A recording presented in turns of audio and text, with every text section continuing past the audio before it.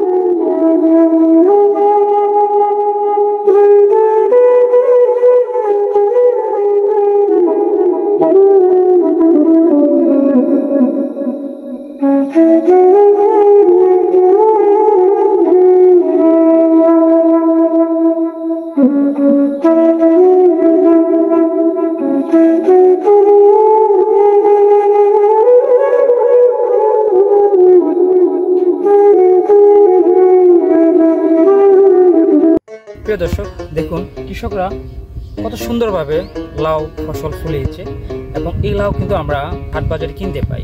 এই কৃষকের নিরলস পরিশ্রমে কিন্তু আমরা এই ফসলগুলো পাই। আমরা এই লাউটা, যে আমার পিছনে একটা লাউ দেখতে পাচ্ছি, এই লাউ পার পিস 50 থেকে 60 টাকা করে বিক্রি করে গ্রাম অঞ্চলে, শহরে আরেকটু বেশি হবে।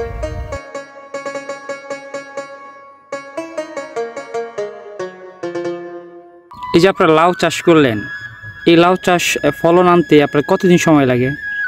লাউ 22 দিন 25 দিন।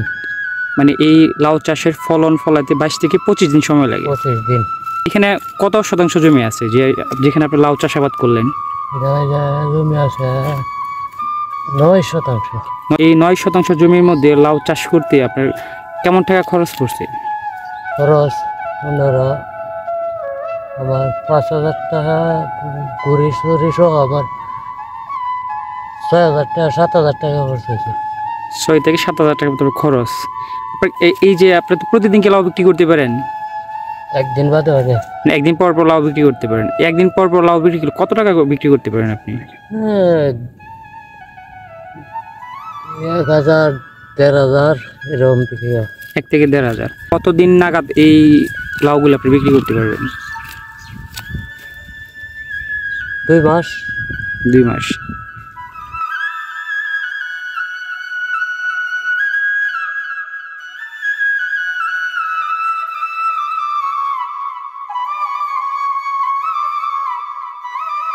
লাউর যে ফসল, এই ফসলের মধ্যে কিন্তু মূলত কিছুদিন পর পর কীটনাশক প্রয়োগ করতে হয়। আর এই কীটনাশক প্রয়োগ করলে ফলন ভালো হয়